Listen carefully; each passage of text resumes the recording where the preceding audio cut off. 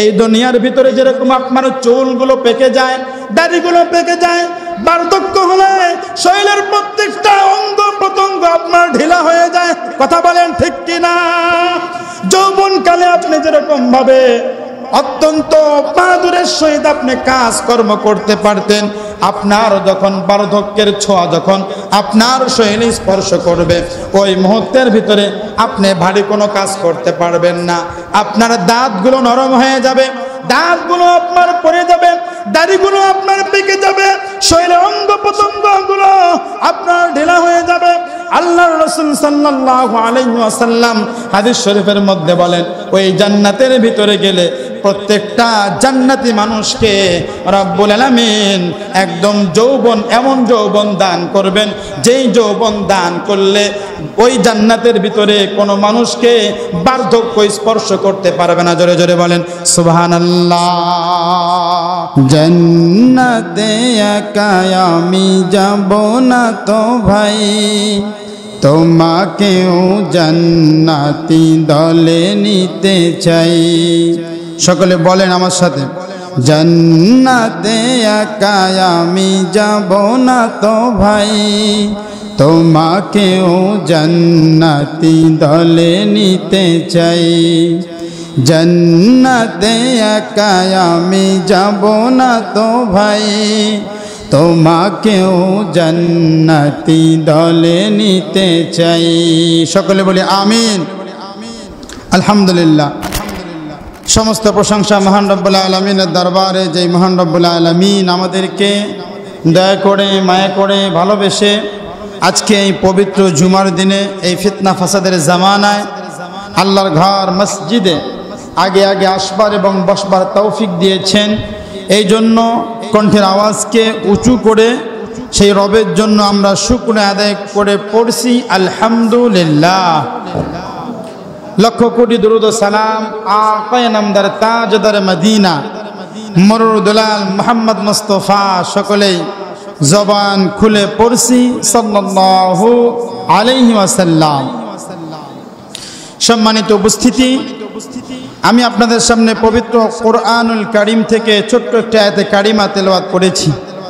যে আয়াতে কারিমার ভিতরে আল্লাহ পাক রব্বুল আলামিন আমাদের জন্য একটি সুন্দর একটি কথা বলেছেন, যেই কথার উপরে আমল করতে পারলে আমরা জান্নাতি হয়ে যাব। আমাদের জান্নাতে যাওয়ার পথ একেবারেই সহজ হয়ে যাবে। এমন একটি সুন্দর একটি কথা আজকে আমরা আলোচনা করব।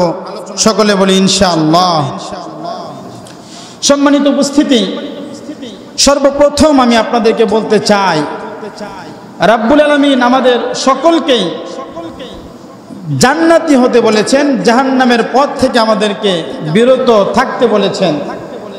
কিন্তু এই সমাজের বাস্তব চিত্র হলো আমাদেরকে যে কোনো মূল্যেই হোক জাহান্নামী হতে হবে, যে কোনো মূল্যেই হোক শয়তানের পথকে আমাদেরকে অবলম্বন করতে হবে। শয়তান যেই পথে চলে সেই পথেই আমাদেরকে চলতে হবে।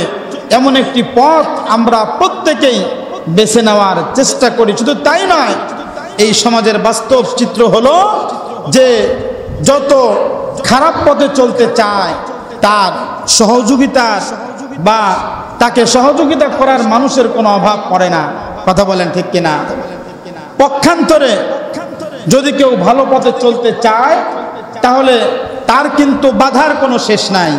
তার বহু বাধা, পথে পদে পদে তার বাধা, অনেক বাধা অতিক্রম করে তারপরে তাকে ভালো কাজ করতে হয়। এই জন্যই তো রব্বুল আলামিন পবিত্র কোরআনুল কারীমের মধ্যে বলেন, وسارعوا إلى مغفرة من ربكم وجنة عرضها السماوات والأرض أعدت للمتقين। রব্বুল আলামিন বলেন, ও দুনিয়ার মানুষ শোনো, ওয়াসারিউ ইলা মাগফিরাতিম মির রাব্বিকুম, তোমরা দৌড়াও, ওয়াসারিউ প্রতিযোগিতা করো। আল্লাহু আকবার। ওয়াসারিউ ইলা মাগফিরাতিম মির রাব্বিকুম, তোমরা কোন দিকে দৌড়াবা? প্রশ্ন আছে কি নাই? কথা বলেন, আছে কি নাই? তোমরা কোন দিকে দৌড়াবা? কোথায় দৌড়াবা? কোন পথে দৌড়াবা? আল্লাহ তো আমাদেরকে প্রতিযোগিতা করতে বলেছেন, দৌড়াতে বলেছেন। এখন আমরা কোন দিকে দৌড়াচ্ছি, আর আল্লাহ আমাদের কোন পথে দৌড়াতে বলেছেন, কোন পথে প্রতিযোগিতা করতে বলেছেন? দেখেন, রাব্বুল আলামিন আমাদেরকে বলেন, হে দুনিয়ার মানুষ, ইলা মাগফিরাতিম মির রাব্বিকুম, তোমরা তোমাদের রবের ক্ষমার দিকে দৌড়াও। সুবহানাল্লাহ বলেন। কোন দিকে দৌড়াও? তোমাদের রবের ক্ষমা যেই দিকে আছে সেই দিকে তোমরা দৌড়াও, সেই পথে তোমরা আসো। যেই পথে আসলে, যেই পথ তোমাদের জন্য একেবারে সহজ, যেই পথে চললে তোমরা জান্নাতে হয়ে যাবা। সকলে বলি সুবহানাল্লাহ। এখন তো আমরা সেই পথকে ভুলেই গিয়েছি। কিছুক্ষণ পূর্বে আপনাদেরকে বললাম, বর্তমানে খারাপ পথকে আমরা বেছে নিয়েছি। কেমনে? দেখবেন সমাজের ভিতরে সুদ, ঘুষ এবং এই সমাজের ভিতরে খারাপ কাজ করার মানুষের কোনো অভাব নাই, কিন্তু ভালো কাজ করার মানুষের আজকে বড় অভাব। বলবেন যে হুজুর কিভাবে? আপনারা একটু মিলে দেখেন, 5 ওয়াক্ত নামাজে কয়জন মুসল্লি হয়? আর পক্ষান্তরে যদি কোনো গুনাহের কোনো আসর বসানো হয়, সেই জায়গায় কয়জন মানুষের আনাগোনা হয়? রাব্বুল আলামিন আমাদেরকে বলেন, আসারিউ ইলা মাগফিরাতিম মির রাব্বিকুম, ও দুনিয়ার মানুষ শোনো, তোমরা দৌড়াও। আসারিউ ইলা মাগফিরাতিম মির রাব্বিকুম, তোমরা তবে তোমাদের রবের ক্ষমার দিকে, তোমরা তোমাদের রবের মাগফিরাতের দিকে তোমরা প্রতিযোগিতা করো, তোমরা দৌড় দাও। কিন্তু বর্তমান সমাজের মানুষের অবস্থা দেখলে বোঝা যায়, রাব্বুল আলামিন মনে হয় আমাদেরকে ক্ষমার দিকে দৌড়াতে বলেন নাই, মনে হয় বলেছেন তোমরা গুনার দিকে দৌড় দাও। কথা বলেন ঠিক কিনা? রাসূল করিম সাল্লাল্লাহু আলাইহি ওয়াসাল্লাম বিশ্বনবী আমাদেরকে হাদিস শরীফের মধ্যে সব সময় জান্নাতি হওয়ার জন্য উৎসাহ দিয়েছেন। সুবহানাল্লাহ বলেন। কি হওয়ার জন্য? জান্নাতি হওয়ার জন্য আমাদেরকে উৎসাহ দিয়েছেন। আর আমরা জাহান্নামী হওয়ার জন্য প্রতিযোগিতা করি। বদরের যুদ্ধে রাসূল করিম সাল্লাল্লাহু আলাইহি ওয়াসাল্লাম যখন বদরের যুদ্ধে অংশগ্রহণ করলেন, একদিকে মুসলমান আরেকদিকে কুরাইশ, বিশ্বনবী সাল্লাল্লাহু আলাইহি ওয়াসাল্লাম সাহাবীদেরকে বললেন, ও আমার সাহাবীরা, এই যুদ্ধে যারা অংশগ্রহণ করেছো প্রত্যেকটা সাহাবী জান্নাতি। সুবহানাল্লাহ বলেন। প্রত্যেকটা সাহাবী জান্নাতি। সমস্ত সাহাবায়ে কেরাম আনন্দ চিত্তে যুদ্ধে অংশগ্রহণ করে, অনেক সাহাবী তো আল্লাহর রাস্তায় জীবনটা পর্যন্ত দিয়ে দিয়েছেন, শাহাদাতের মর্যাদা পান করেছেন। আমার ভাইয়েরা, আমার বন্ধুগণ, এই জন্য জান্নাতি হওয়ার জন্য আমাদেরকে প্রতিযোগিতা করতে হবে, জাহান্নামী হওয়ার জন্য নয়। আমাদেরকে প্রতিযোগিতা করতে হবে এই সমাজের ভিতরে। আমার ভাইয়েরা, কান দুটো খাড়া করে শোনেন, আমরা আজকে থেকে নামাজের জন্য প্রতিযোগিতা করব। আমরা চিন্তা করব, আমার ভাই যদি 5 ওয়াক্ত নামাজ পড়তে পারে, আমি কেন পারবো না? আমার ভাই যদি দান সাদাকা করতে পারে, আমি কেন পারবো না? আমার ভাই যদি কোরআন তেলাওয়াত করতে পারে, আমি কেন পারবো না?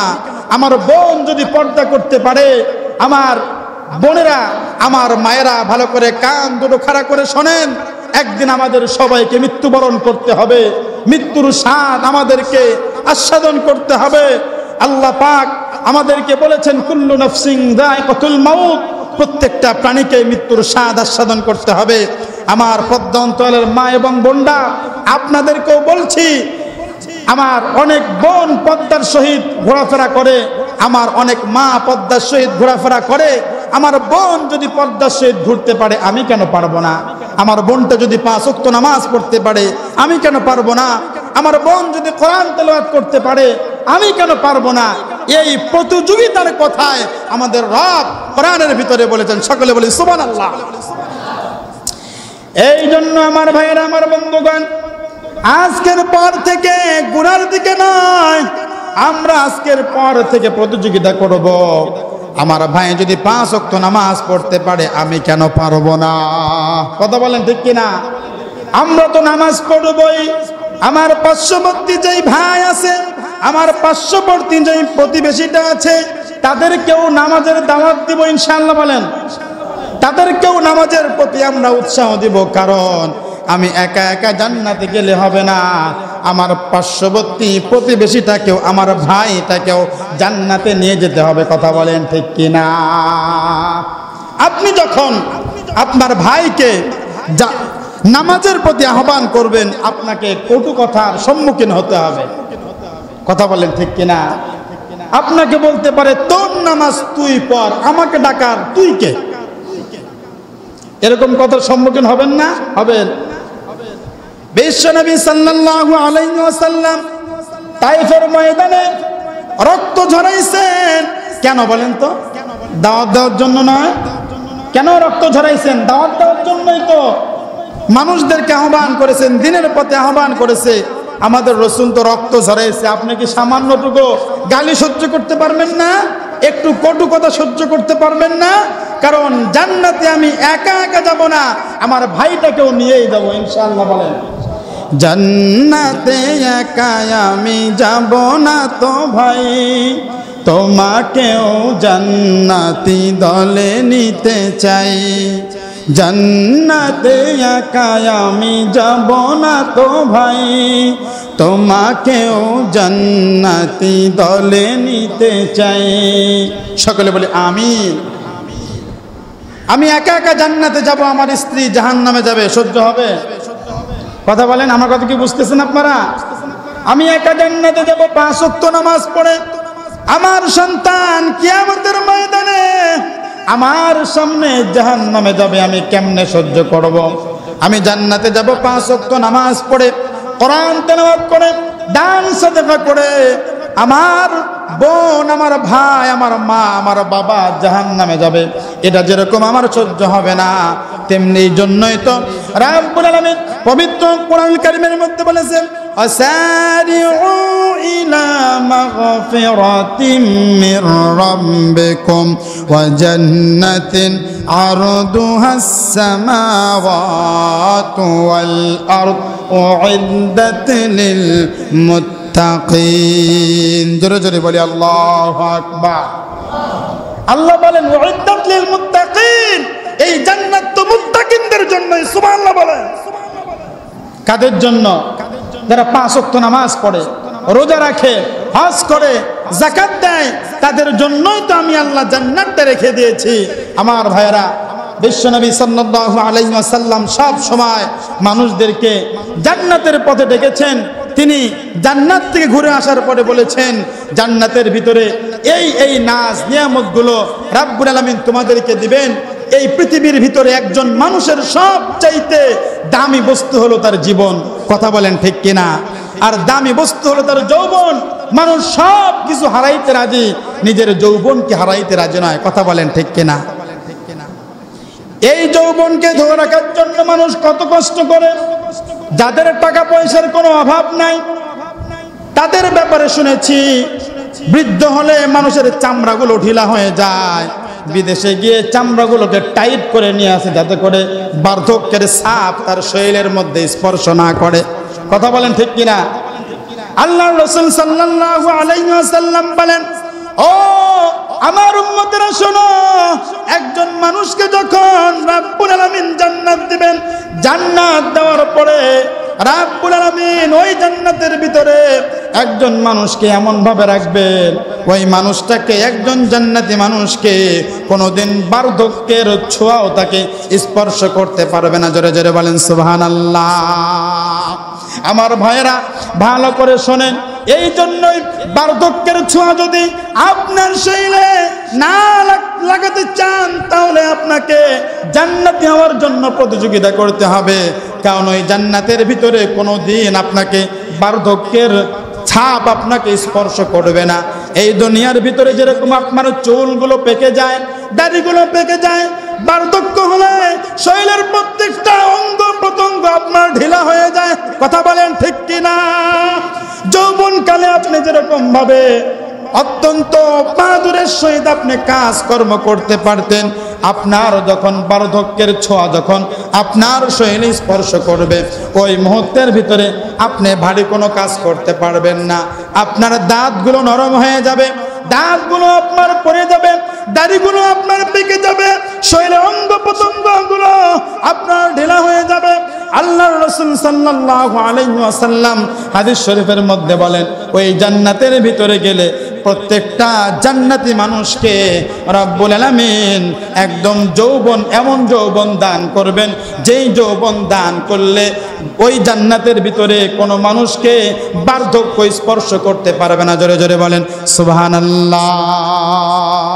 কারণ জান্নাতের ভিতরে এমন নাজ নিয়ামত আমাদের জন্য রেখে দিয়েছেন। এই জন্য আল্লাহ বলেন, ওয়াজান্নাতিন আরদুহাস সামাওয়াতু ওয়াল আরদ উইদ্দাত লিল মুত্তাকিন। এই জান্নাতটা আমি আল্লাহ মুত্তাকিনদের জন্য রেখে দিয়েছি, যারা 5 ওয়াক্ত নামাজ পড়বে, রোজা রাখবে, হজ করবে, যাকাত দিবে, ভালো ভালো কাজ করবে তাদের জন্য, এবং যারা ভালো কাজের প্রতিযোগিতা করবে। আমার ভাই যদি 5 ওয়াক্ত নামাজ পড়তে পারে, আমি কেন পারবো না? আর আজকের প্রতিযোগিতা হয়ে গিয়েছে, আমার ভাই যদি 10টা মার্ডার করতে পারে, আমি কেন 20টা মার্ডার করতে পারবো না? কথা বলেন ঠিক কিনা? এরকম হয়ে গিয়েছে না? আমার ভাই যদি এই গুনার কাজটা করতে পারে, আমি কেন পারবো না? আজকের প্রতিযোগিতা হয়ে গিয়েছে এরকম। বিল্ডিং করেছে আমার ভাই 10টা, আমি কেন 20টা পারবো না? আমার ভাইয়ের ব্যবসা প্রতিষ্ঠান 5টা, আমি কেন 10টা করতে পারবো না? আমার ভাইয়ের 1 কোটি টাকা, আমার কেন 2 কোটি টাকা হবে না? আমার ভাইয়ের এই সম্পত্তি আছে, 10 বিঘা সম্পত্তি, আমার কেন 20 বিঘা সম্পত্তি হবে না? অথচ আল্লাহর রাসূল সাল্লাল্লাহু আলাইহি ওয়াসাল্লাম হাদিস শরীফের ভিতরে এবং আল্লাহ পাক পবিত্র কোরআনের ভিতরে এমনটি বলেন নাই? আল্লাহর রাসূল সাল্লাল্লাহু আলাইহি ওয়াসাল্লাম বলেছেন যে তোমরা আমলের দিক দিয়ে অগ্রগামী হও। সুবহানাল্লাহ বলেন। কোন দিক দিয়ে? বিল্ডিং এর দিক দিয়ে? কথা বলেন। যৌবনের দিক দিয়ে? টাকা পয়সার দিক দিয়ে? না, এইগুলো কোনো দিক দিয়ে নয়। সম্পদের দিক দিয়ে নয়, টাকা পয়সার দিক দিয়ে নয়। আল্লাহর রাসূল এবং আল্লাহ পবিত্র কোরআনের ভিতরে আল্লাহ তাআলা এই কথাটাই বলেছেন, এবং বিশ্বনবী সাল্লাল্লাহু আলাইহি ওয়াসাল্লাম বলেছেন তোমরা আমলের দিক দিয়ে অগ্রগামী হও। কে কৃষক আর কে মাটি কাজ করে, কে দোকানদারি করে, কে রাজা, কে বাদশা, কে প্রধানমন্ত্রী, এমপি, মন্ত্রী, ওইগুলো আল্লাহ দেখবে না। যদি আমল ঠিক থাকে, একসাথে আল্লাহ পাক জান্নাত দান করবে। জোরে বলেন সুবহানাল্লাহ।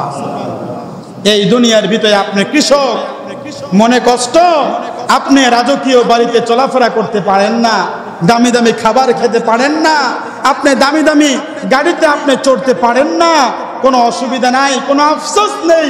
এই দুনিয়ার ভিতরে 5 ওয়াক্ত নামাজ পড়েন, আল্লাহর হুকুম মানেন, রাসূলের সুন্নাহ অনুযায়ী চলেন, আপনাকে আল্লাহ পাক ওই ধনীর চাইতে আগে জান্নাত দেবে। জোরে বলেন সুবহানাল্লাহ। একজন গরিবের চাইতে, হাদিস শরীফের মধ্যে আসছে, একজন বড়লোকের চাইতে গরিবরা আগে জান্নাতে প্রবেশ করবে। জোরে বলেন সুবহানাল্লাহ। এই জন্য আল্লাহ রাসূল বলেন ওই সমস্ত মানুষের জন্য আমার আফসোস হয় যারা দুনিয়াও পায় না, আখিরাতও পায় না। এরকম অনেক মানুষ আছে দুনিয়ার ভিতরে, গরিব মানুষ, 5 ওয়াক্ত নামাজটাও পড়ে না, আল্লাহর হুকুম মানে না, রাসূলের সুন্নাহ অনুযায়ী নিজের জীবনকে পরিচালিত করে না।